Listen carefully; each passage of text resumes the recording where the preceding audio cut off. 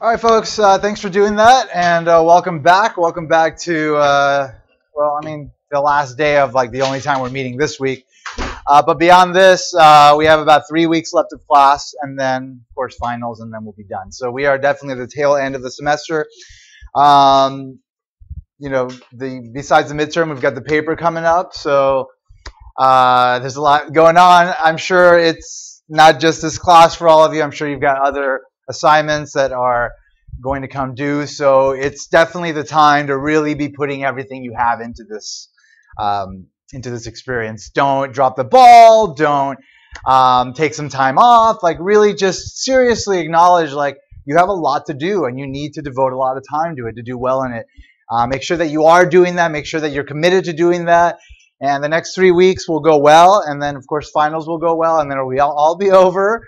And you can relax. You can breathe again. And you can enjoy, the afterglow of success. Because if you put in enough work, you're going to do well. And you're going to feel really good about it. You're going to walk into the summer feeling great.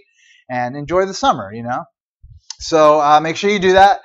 As far as this class goes, we're going to finish.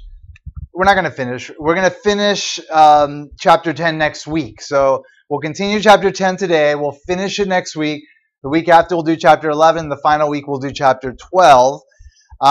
So you'll be able to write a mini paper on Chapter 10, and you'll be able to write. You may be able to write a mini paper on Chapter 11. You may not, because really we'll be done on. I'll let you write a mini paper on Chapter 11 because the paper is going to be due on Tuesday. I'll make the mini paper due on Sunday, and so you'll have that opportunity if you've left things to the last moment, which I hope you have not. But essentially, you have 2 more mini paper options on top of the open chapter mini paper submission option. So there's 3 for people that haven't done anything. You can do the whole paper, but you have to do it now because the deadline is coming up for the open chapter submission. Anyway, you're running out of options. You've had options the entire semester. Don't run out of options now. Make sure you get this done because if you don't, you're going to miss some good points that are really pretty easy to get if you write the mini papers on time. So make sure that you get those handled.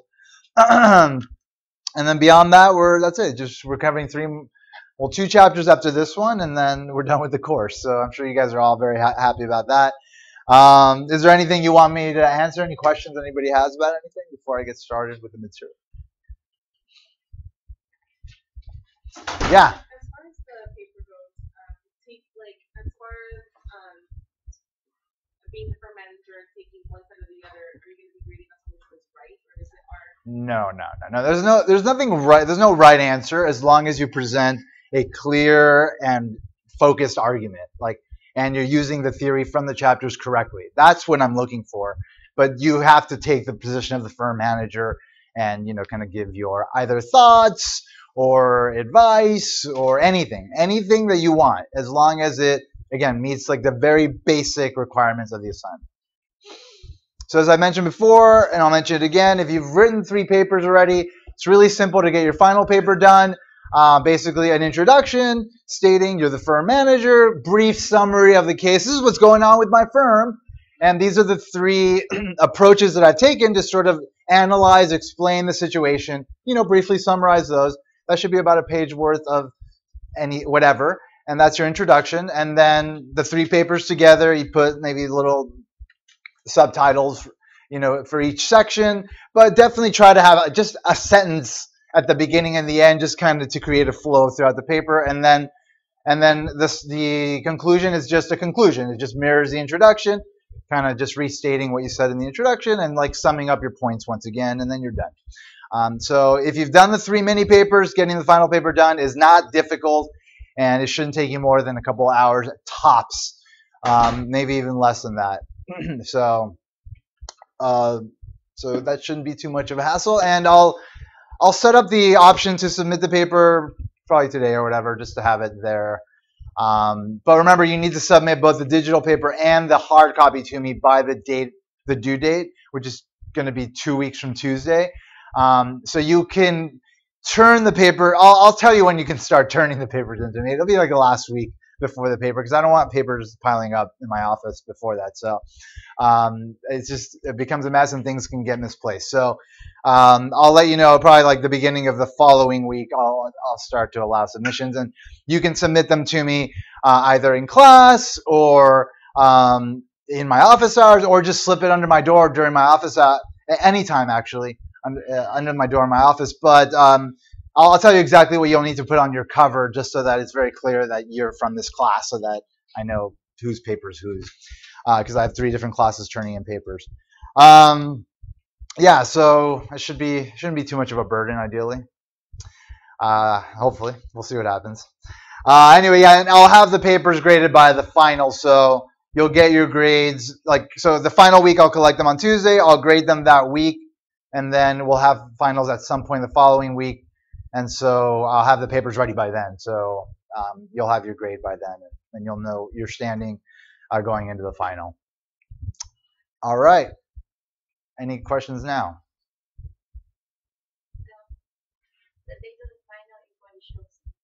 Yeah, what's in the syllabus? Yeah. Not following the basic criteria for the paper, taking the perspective of the firm manager, writing an introduction that summarizes everything you're doing, just everything I just laid out for you, basically, just those basic things, and of course, actually using the theory correctly. So beyond that, if you've done all of that, then you'll be fine. The paper will work out for you, and it shouldn't be a concern at all. It's not a difficult assignment.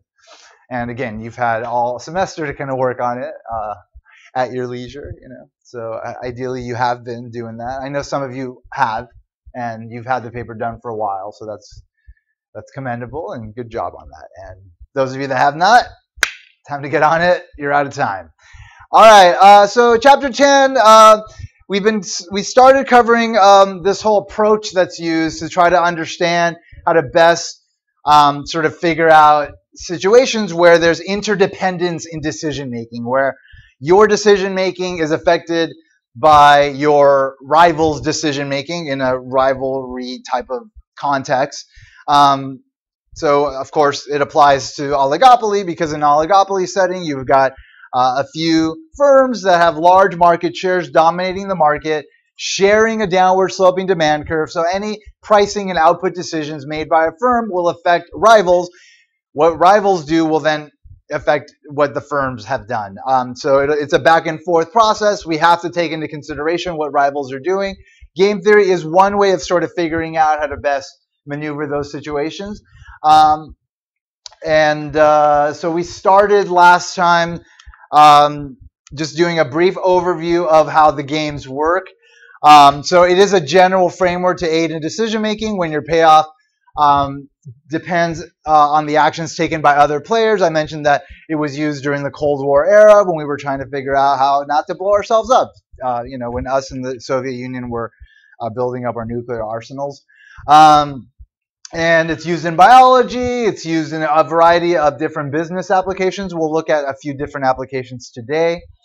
Now, the outcome of the game is affected by whether or not the players are making the moves at the same time. So if you imagine firms making pricing decisions at the same time without knowledge of what rivals are doing, then that is a simultaneous move game versus a sequential move game where one player in whatever context we're looking at makes a move first, and then another player responds to that afterwards. So going back to the last chapter, we looked at the Cournot oligopoly, where the firms choose their output decisions. That's how they compete, by selecting how much they're going to supply. And in the Cournot setting, they made that decision at the same time. But in the Stackelberg setting, there was a leader. Somebody got to make that decision first, and everybody had to respond to that. And that completely changed the outcome of the situation. So that can be looked at as a sequential move game, the Stackelberg situation, versus the Cournot is thought of as a simultaneous move game. And also the games can be played once in a one-shot game, or they can be played repeatedly, meaning that there are several rounds to the game. Now, depending on whether the rounds are infinite, and therefore one does not know when the game will end, versus when one will know the game ends, will change the outcome of the game as well. And that's something we'll look at on Tuesday. So this section, again, is focusing on the case of simultaneous move games that happen once. And they're meant to give us some insights into a variety of different applications that we'll look at, but mainly the most important one is the Bertrand oligopoly setting, where the firms are making pricing decisions and they compete with each other on pricing. And in that setting, what we looked, and that was one of the last ones we looked at in the last chapter, we saw that because the firms are kind of just warring each other on pricing, that they wind up undercutting each other to the point where the prices they wind up charging in equilibrium are equal to marginal cost, and therefore there is zero economic profits in those contexts. And that's what we consider a Bertrand trap in that kind of duopoly setting that, of course, does apply to the more complicated oligopoly settings with more than two firms. But the situation does not necessarily need to result in that outcome. And there's a couple of ways to get out of it. I've mentioned that there is an incentive for the firms to work together and to set prices above what they would normally charge in order to work together as a monopolist. But again, those agreements are illegal, and so the firms want to do it, but if they do wind up, taking the risk of breaking the law, there's no way to enforce the agreements. And so, because there's no way to enforce the agreements, although there's an incentive to form these agreements, there's also an incentive to cheat on the agreements. And so that winds up getting the situation back into the Bertrand result, where the firms wind up making zero economic profits, which we'll look at via game theory. But there's another way out of it, and that's if the games are played repeatedly. So we'll talk about that case next week. All right, so to represent simultaneous move one-shot games, we use what's called the normal form of a game. The normal form is represented by a table where you have the first player represented here and the second player represented here. The first player's strategies are represented by the rows, and the second player's strategies are represented by the columns. The strategies are the decision rules that describe the actions a player will take at each decision point. So this player can either go up and down, this player can either go left or right. Those are the possible strategies. And then each cell represents the payoffs to the players, given that each one has played a particular strategy. So if player A plays up and player B plays left, then player A will get 10 units of profit and player B will get 20 units of profit. So the number on the left corresponds to payoffs for player 1, and the number on the right corresponds to payoffs for player 2. So again, this is a normal form representation of the game.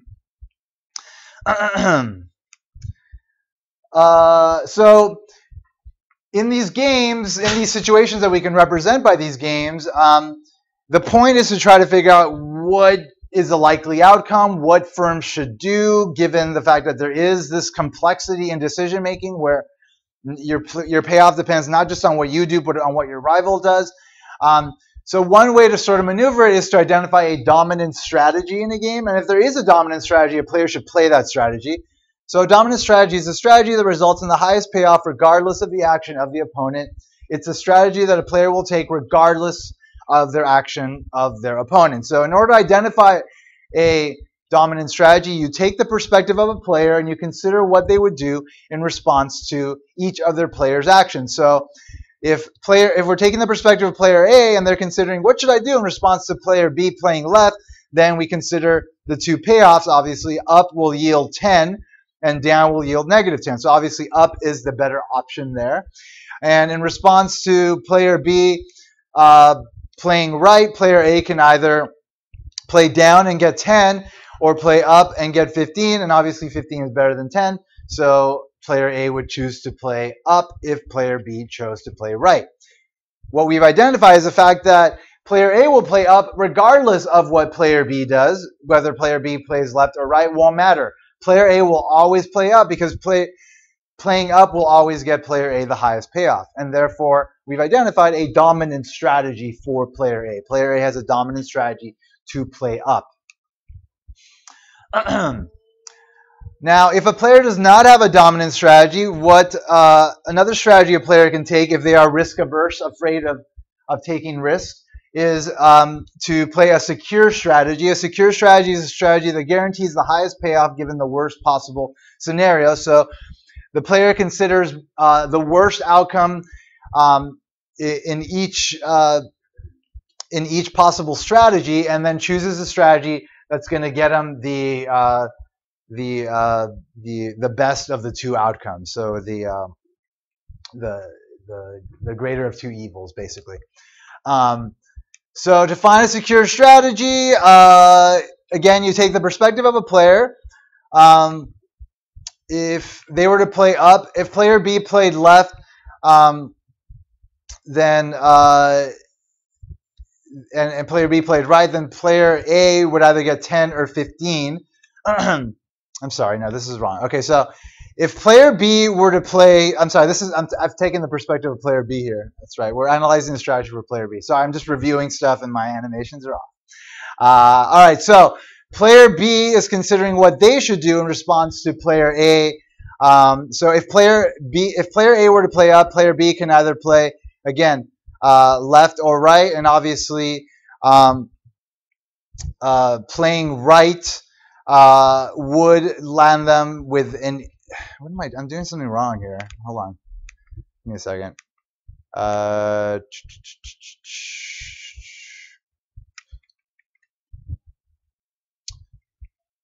right. So if player A were to play up, then player B considers what would be the worst result from player A playing up, and the worst result is to play right because they would wind up with 8. If player A played down, then the worst result for player B would be to get 7. Which of course is less than the 10. So those are the two worst case scenarios for the player given the playoffs and the strategies available. And therefore, the player secure strategy is to play right, because right would at least get the player 8 units, which is greater than 7 units. So that's the next best of the two worst options available. Yeah. And just going right off of that, player B won't know whether their 8 gets up or down, or who will. Well, player B is just is not really thinking about what player A is going to do. Player B, to play a secure strategy, is just thinking about like what the worst possible outcomes are for player B, and will choose the best of the worst outcomes. So player B is not taking into consideration the fact that player A has a dominant strategy and will likely play up. So that's where the secure strategy is sort of a problem and shouldn't be taken. But if people are really afraid, then that is the action that they will take if they are very risk averse. And that's how you identify their secure strategy, by just going through and figuring out what's the worst payoff I'll get in response to each of my rivals' options, and then choose the greatest of the two. They're only focusing on their own profits then, because if player A were to choose down and then player B chooses left, then like between the two, that's obviously a lot better of a difference, you know, if it's like really like a duopoly setting, you know. So like left wouldn't be such a compared to right where they're equal. If player B is like 17 units ahead. Right, so you're overthinking it. Like I'm just talking about being able to identify a secure strategy, and the method that we use just now is how you identify it. Whether or not it makes sense or not is a whole other issue, and that's why, you know, most people and most games will not result in players playing secure strategies. So the dominant strategy is obviously the strategy that folks should take. If they don't play that strategy, then the best thing to do is try to identify a Nash equilibrium in the game. So a Nash equilibrium is a set of strategies that constitute the best possible outcome given a set of payoffs that neither player will choose to deviate from those sets of strategies that result in the Nash equilibrium. So essentially, to identify a Nash equilibrium, we want to take the perspective of each player, figure out what they would choose in response to each of their opponent's choices, which one will maximize their payoffs, and then sort of identify each of those boxes. And the ones that wind up overlapping are sets of strategies that both players are likely to choose, and therefore would provide them no incentive to deviate, and therefore would be a Nash equilibrium.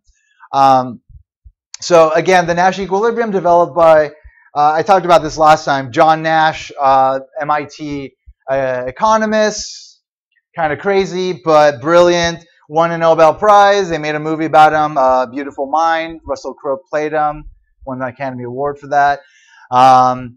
And essentially, he came up with this concept that allowed us in these type of situations where there's interdependence in decision making, and really, it's really difficult to figure out the likely outcome, like the actual outcome that will happen.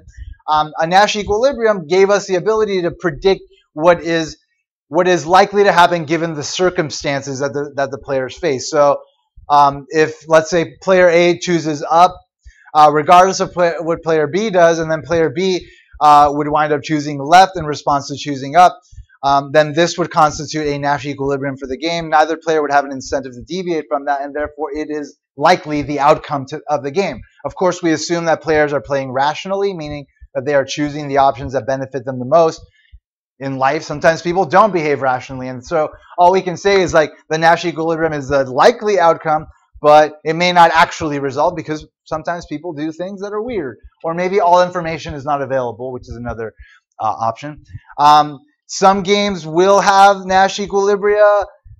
Some games will not have them. Some games will have multiple. So that's kind of what we'll do today. We'll go through different applications and identify different likely outcomes and what that means for the situation and what that means for the approach itself. So just to identify Nash equilibrium, let's go through one demonstration problem. In the game we've been analyzing, the question is, what are the Nash equilibrium strategies for player A and player B? So again, you take the perspective of, let's say, player B.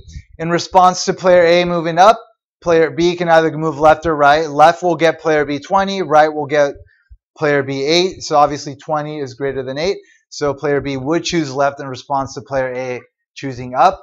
In response to player A choosing down, player B can again either go left or right. Left would get her 7, right would get her 10. 10 is greater than 7, so she would choose right in response to player A choosing down.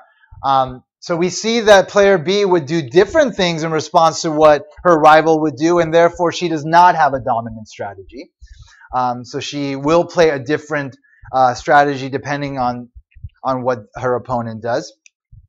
So you don't need everyone to have dominant strategies to identify a Nash equilibrium.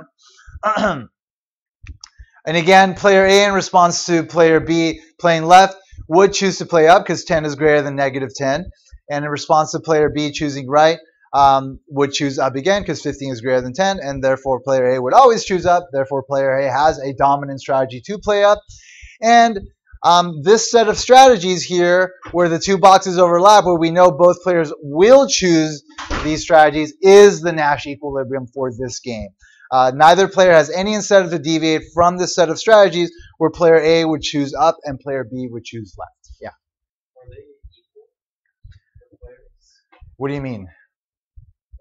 Like I have kind of a thing like where player A could choose down and left if they were a lot bigger. They were trying to price.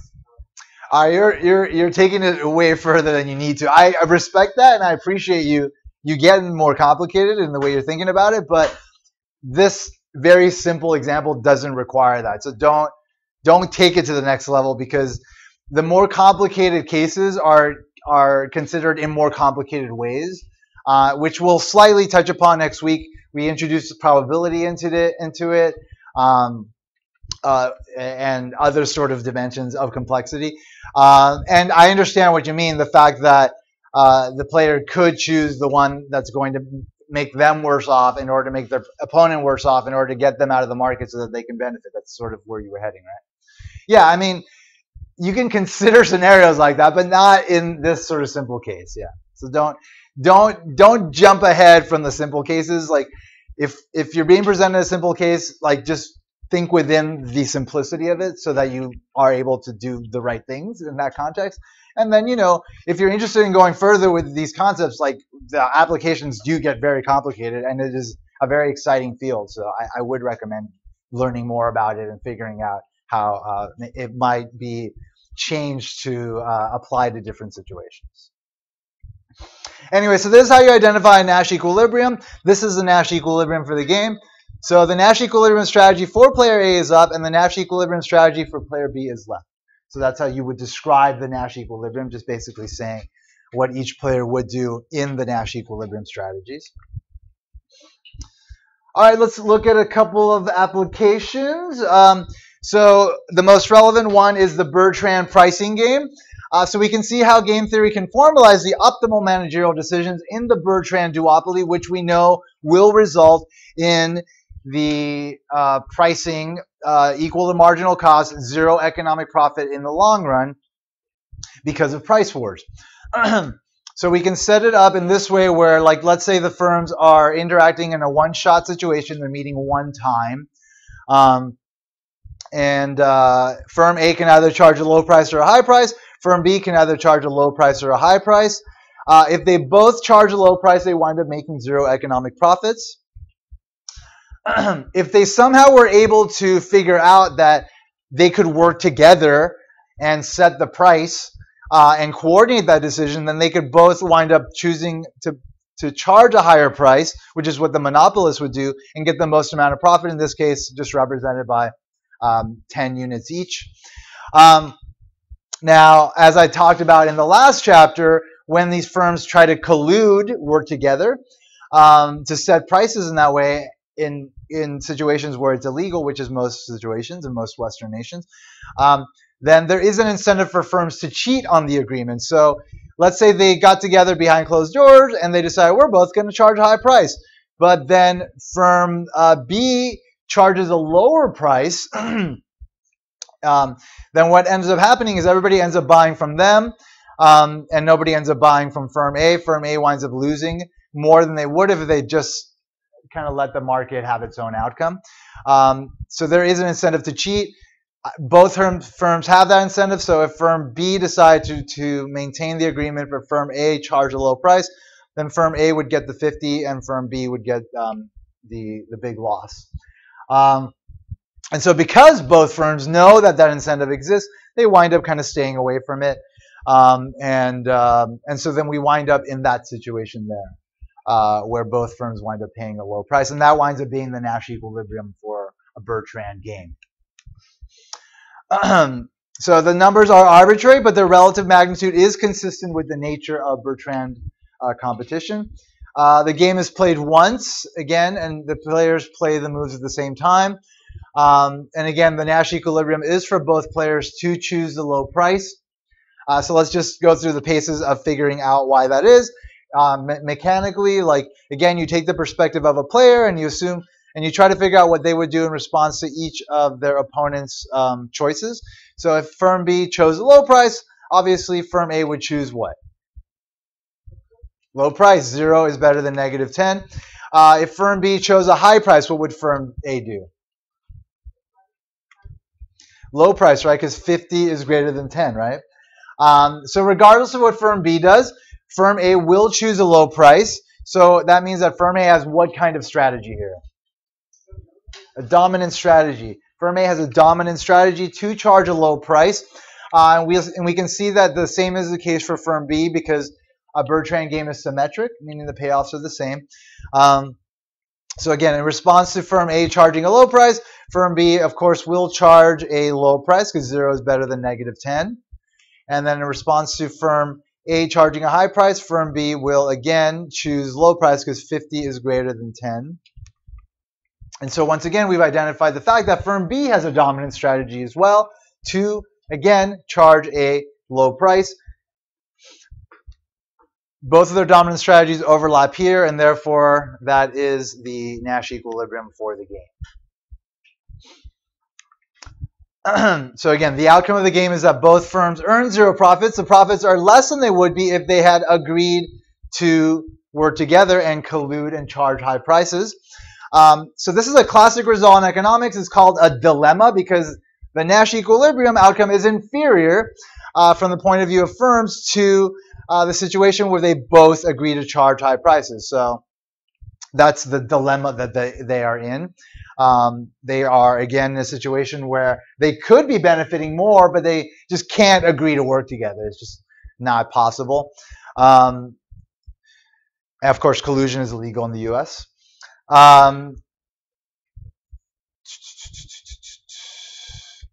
The game, you may remember from your introductory course, the game parallels what's called the prisoner's dilemma.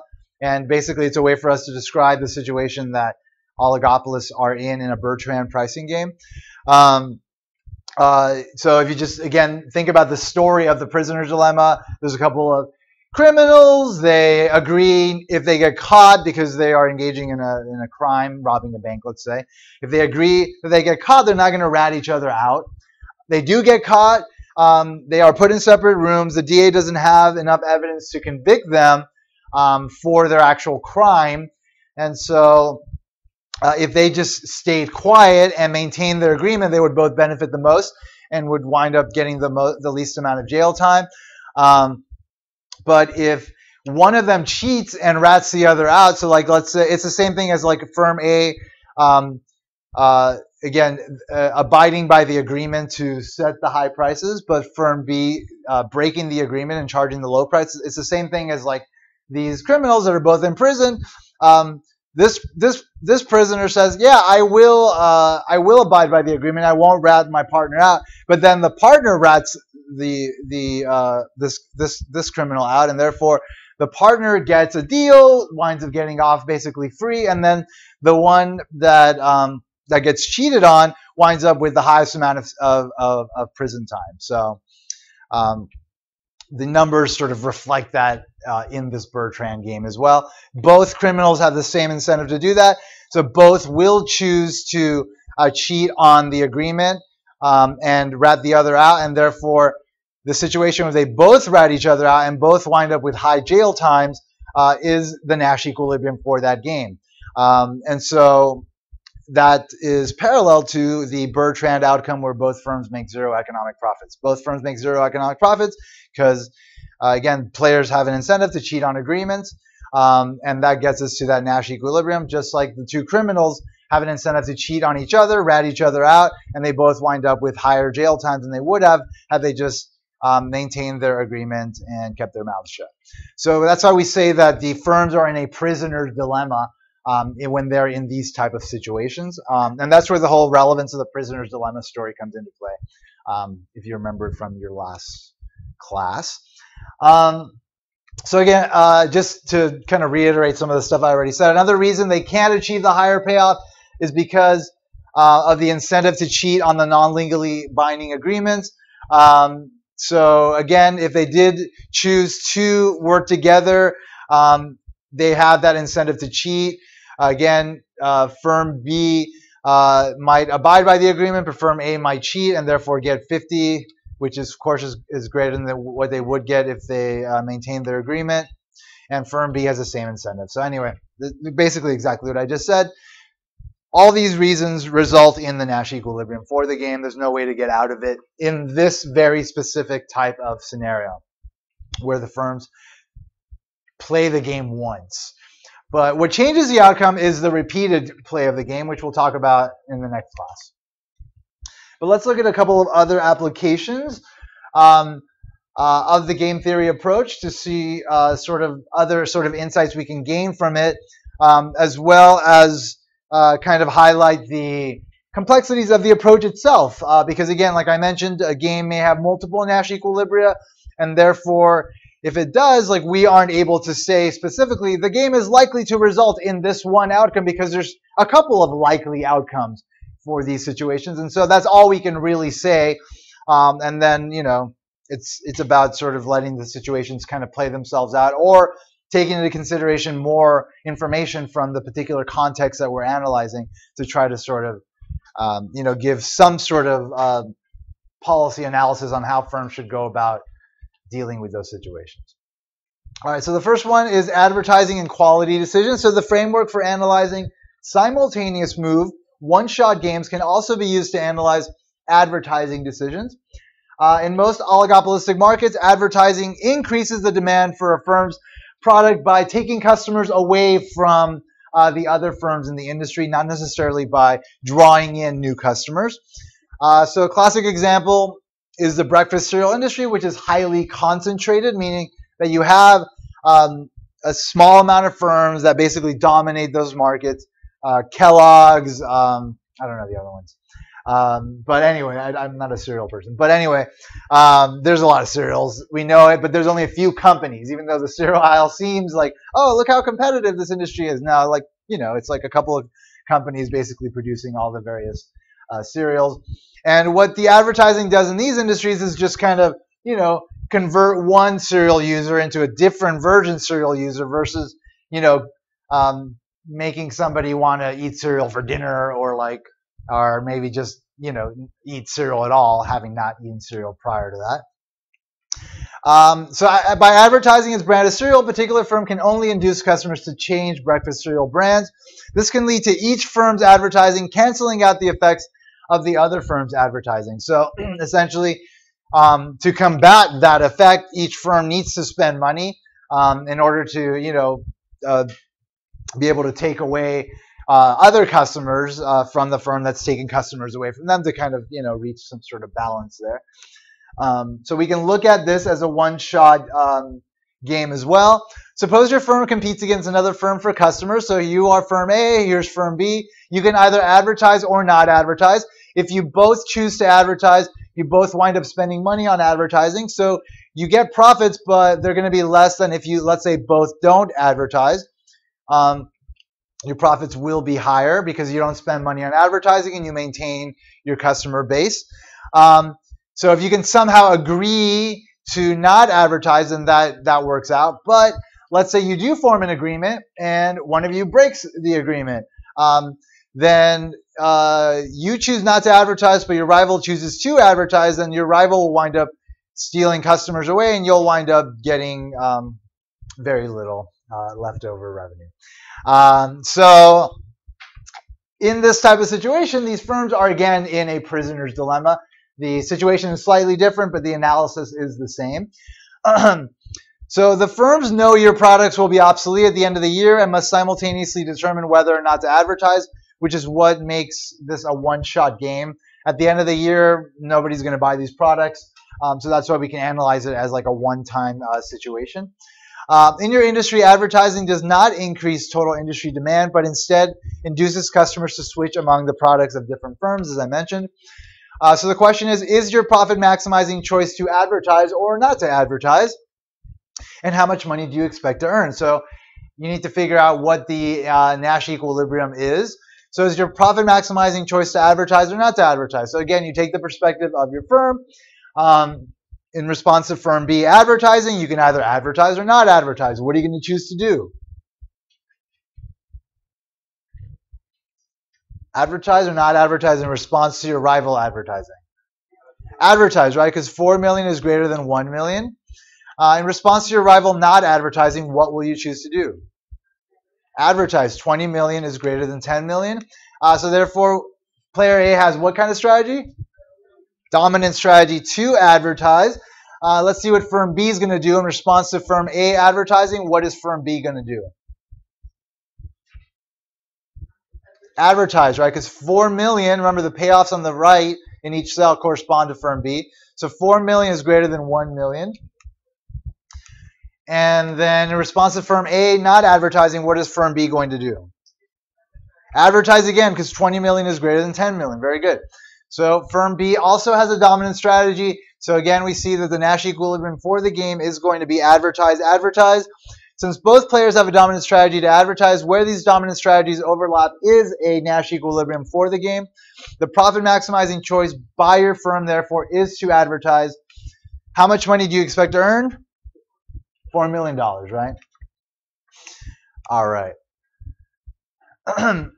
Another situation we can look at is coordination decisions. When firms are introducing products and the products can wind up having an aspect of them that can be slightly different, which might create a complexity for the consumer. So one example is like when firms like in the film industry are developing new distribution media, like they did, maybe at this point, almost 10 years ago when they introduced the Blu-ray, the high definition discs that have files that can be seen crisply on your HD TVs.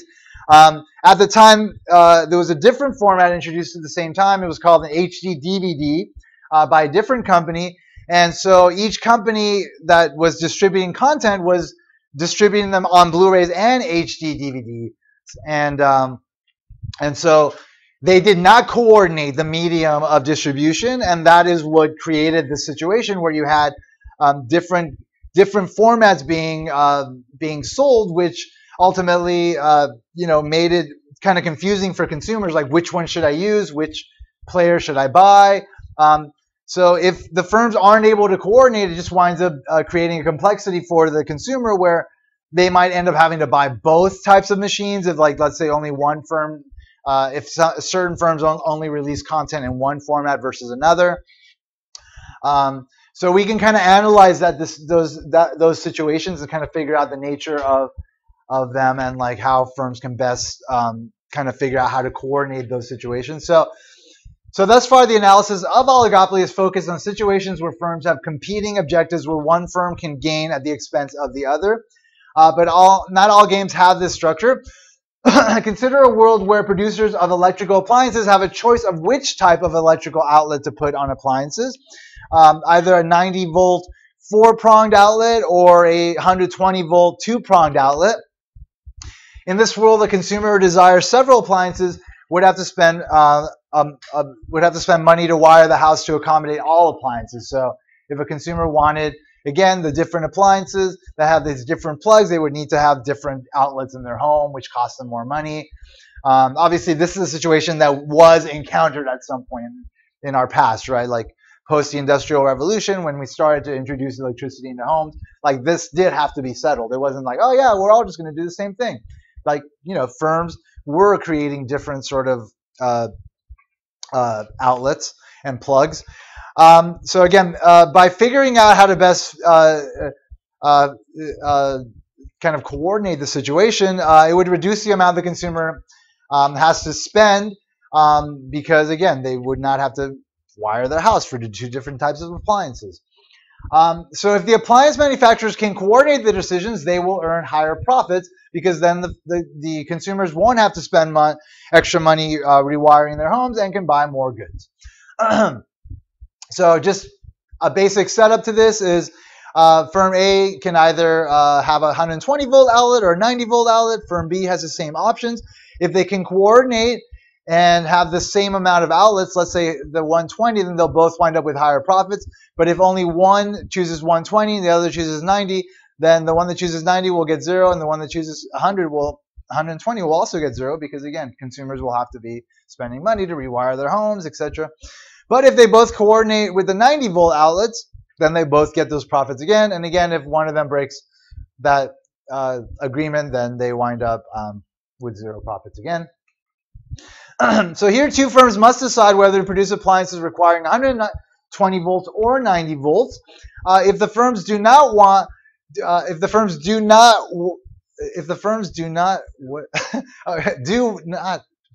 sorry. I try to edit these. Anyway, brief story. When I started working here 2 years ago, like I had to create lectures for 2 classes, and I was working day and night. So the only thing I could do, I couldn't really think about what I was presenting. I would just like copy and paste the book to my slides, animate the tables and stuff, and the graphs, and those are my presentations. So over the years, when I have time, I'm just kind of peeling back the layers, kind of like taking things out, moving things around, trying to actually make it into a decent presentation. And I do it in a rush because I only have so much time, and so sometimes I screw up, and that's what happened here. Anyway, if the firms do what their rivals do, okay, the firms do not know what their rivals can do, and so all they can do is guess. That's what that should say. Sorry. The firms know they can maximize profits by doing what their rivals do, though. So effectively, they can do better by coordinating their decisions. So they know that they could do better by doing the same thing that their rivals doing, but again, they don't know for sure, and it is a rivalrous situation, so they don't actually get together and talk and figure it out. So one thing we can notice is that there are two Nash equilibria in these situations. So again, to identify them, you take the perspective of a player in response to player B choosing 120 volt outlets. What will firm A choose? 120 volt outlet. In response to firm B choosing a 90 volt outlet, what would firm A choose? 90 volt outlet, because 100 is better than 0. And doing the same thing for firm B. In response to firm A choosing 120 volts, we know that firm B is going to choose what? 120 volts, because 100 is better than 100, is better than 0. And then also in response to player A playing 90 volts, what will player B choose? 90 volts. So we see that the optimal choices overlap in two places in this kind of game. And therefore, we have two Nash equilibria for the game. Therefore, we cannot say, oh, well, the likely outcome is that they'll both choose 120 volt outlets. We can't say that. We can say that there are two likely outcomes. They'll either coordinate at the 120 volt outlet or they'll coordinate at the 90 volt outlet. Those are the options that will benefit them the most. And they have no incentive to deviate from those strategies, only if their opponent plays that same strategy. But again, they don't know what their opponent's going to do. And therefore, when we analyze the situation, we can only say that it benefits them to work together, but we can't necessarily say how we can get to that agreement. So the question is how the firms will get to one of these equilibria. Again, if the firms could talk to each other, they could agree to produce the 120 volt systems. Alternatively, the government could set an electrical outlet standard that would require to operate the 120 volt two-prong outlets and just kind of make that the standard and basically solve the coordination problem, which is what happened in this actual situation in our history. The government did set standards and it resolved the situation. But obviously, when you go overseas, you know that the outlets aren't always compatible with our devices. So obviously, this kind of coordination, hasn't happened internationally. So the coordination game is a complicated one, and it's always one that we're looking to crack.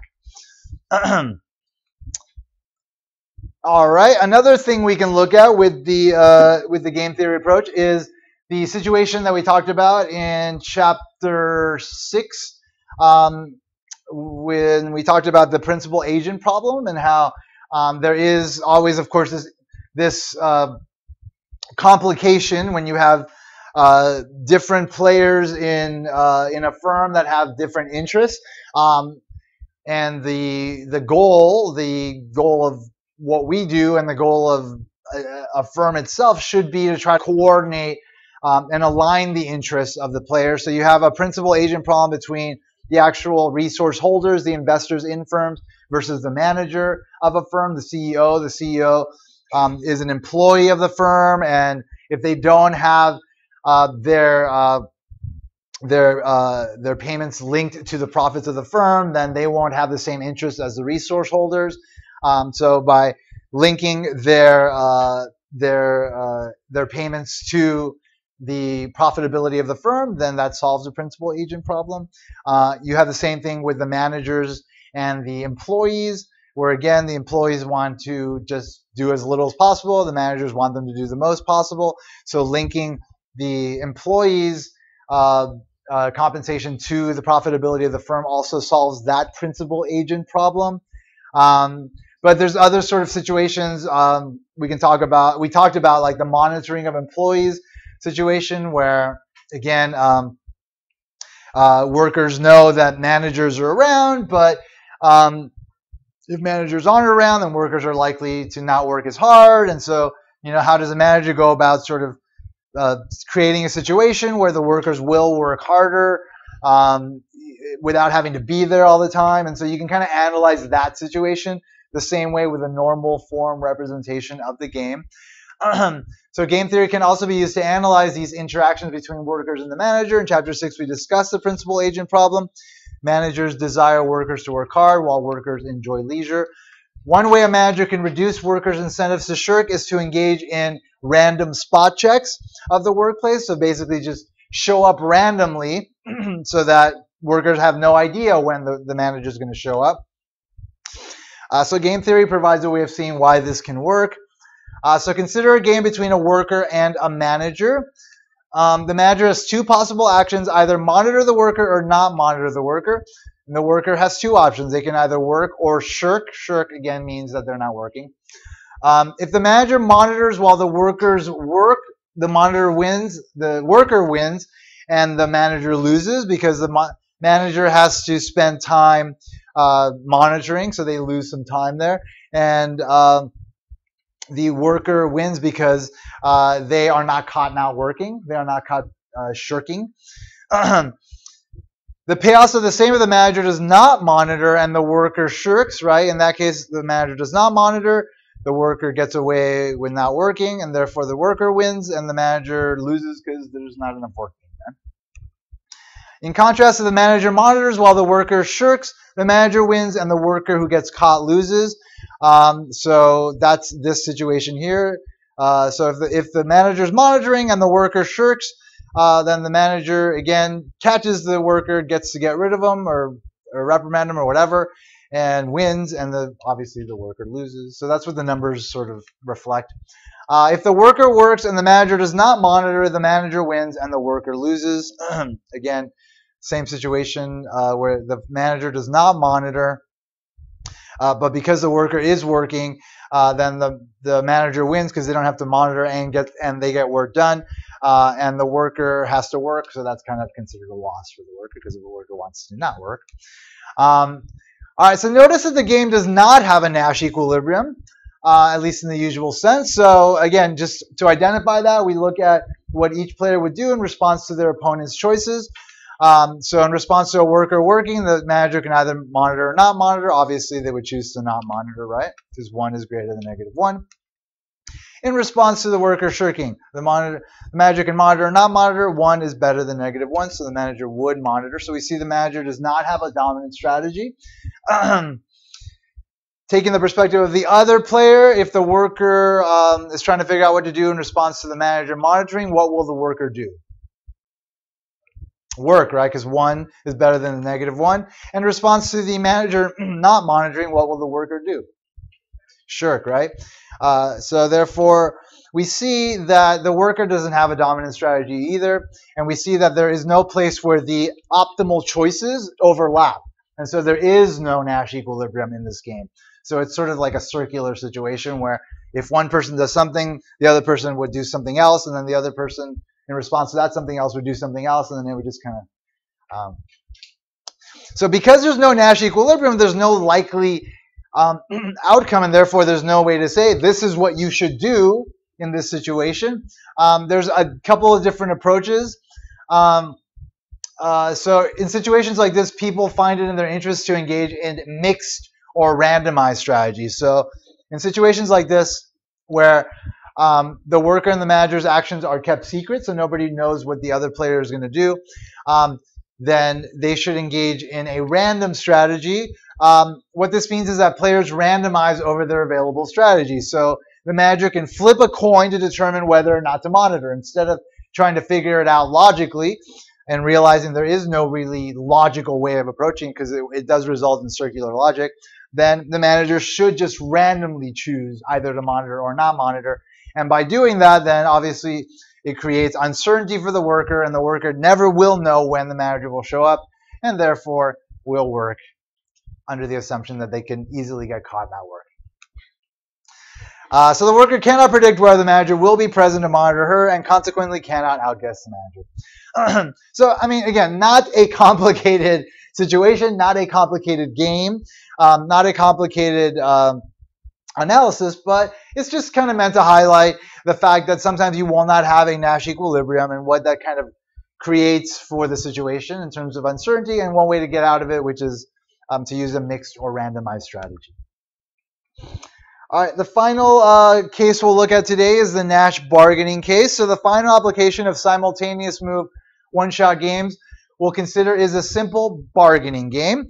In a Nash bargaining game, two players bargain over some object of value. In a simultaneous move one-shot bargaining game, the players have only one chance to reach an agreement, and the offers made in bargaining are made simultaneously. So that's the case we'll look at right now. This case is slightly more complicated in that each player has 3 different strategies.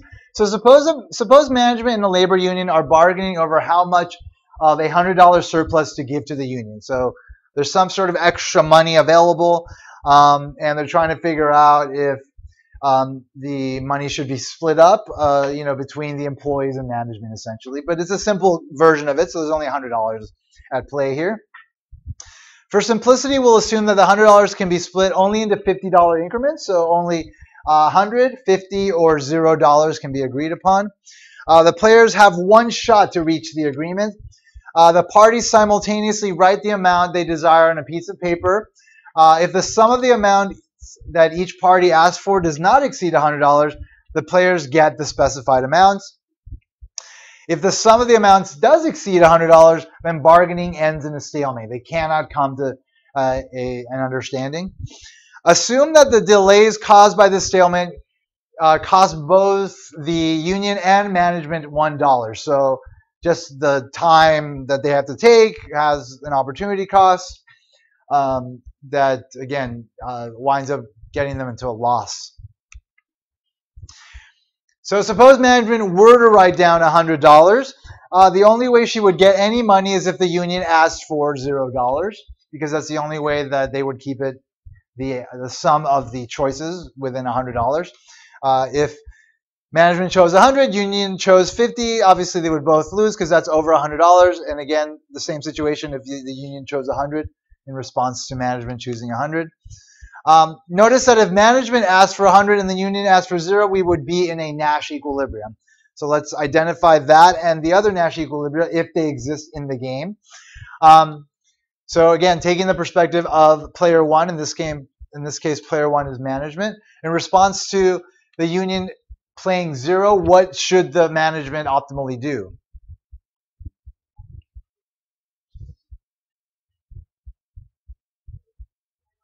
$100, right? 100 has the highest payoff. 100 is better than 50. It's better than 0, right? So that's what you have to do. You have to go through each player and then figure out what they would choose in response optimally to each of their opponent's choices. So we did 0. Let's look at 50. What would management choose? 50, right? Because 50 is better than 0 and -1. In response to 100, what would management choose? 0, right? Because 0 is the best outcome for management given that scenario. Taking the perspective of the union, in response to management choosing 0, what would the union choose? Right, 100, because 100 is better than 50, it's better than 0. In response to management choosing 50, what would the union choose? 50. 50 is better than -1 and 0. And in response to the management choosing 100, what would the union choose? 0, right? So we can see that this game has 3 Nash equilibria. That's where the 3 strategies overlap. In either management choosing 100, union choosing 0, management choosing 50, union choosing 50, or management choosing 0 and union choosing 100. There are 3 Nash equilibria in this game, and therefore there's even more uncertainty than in the last case. Well, in the case prior to that, we found there were 2 Nash equilibria. So there are 3 likely outcomes in this game, but there's no real way of saying what the firm should do, how the union should go about approaching the situation, because again, they need to figure out a way to get to one of these 3, and there's no real way to kind of suggest how to achieve that given the uncertainty that they face. So the example illustrates that the outcomes of simultaneous move bargaining games are difficult to predict because there are generally multiple Nash equilibria. This leads to inefficiencies where the parties fail to coordinate on an equilibrium. It also demonstrates why it's so difficult for firms and the unions to kind of get to an agreement on anything. We saw it last year with the university versus the faculty union, where we almost had a strike. We came very close, like within a day of a strike, and of course finally they resolved it because they knew that they would be a lot worse if they didn't. But yeah, it's because of situations like this where it's just really hard to get to an agreement because there's so many likely options that could benefit them collectively, but again vary in terms of who benefits most. But the most likely outcome in these type of situations is going to be the one where we get a 50-50 split. So in this example, 6 of the 9 potential outcomes are inefficient in that they result in total payoffs that are less than the amount to be divided. 3 of the outcomes entail negative payoffs due to the stalemate. Stalemate is common in labor disputes. Agreements often fail or are delayed because the two sides ask for more than there is to split. But experimental evidence suggests that bargainers often will perceive a 50-50 split to be fair. And so that's generally where it will wind up, but it shouldn't be dependent upon because, again, like you have to have reasonable people involved that will realize that that is the best outcome for everybody. Many players in real-world settings tend to choose strategies that result in such a split, even though there are other Nash equilibria. All right, folks, we're done. Good job. Good job getting through this week. You have 3 more weeks of class. 3 more weeks of class. So work really hard. It's going to be a rough month for you, but just embrace it. Embrace the pain. Embrace it. You have to. Embrace giving up, all the other things that you're going to be able to do a lot of when summer hits. Have a great week. I'll see you on Tuesday.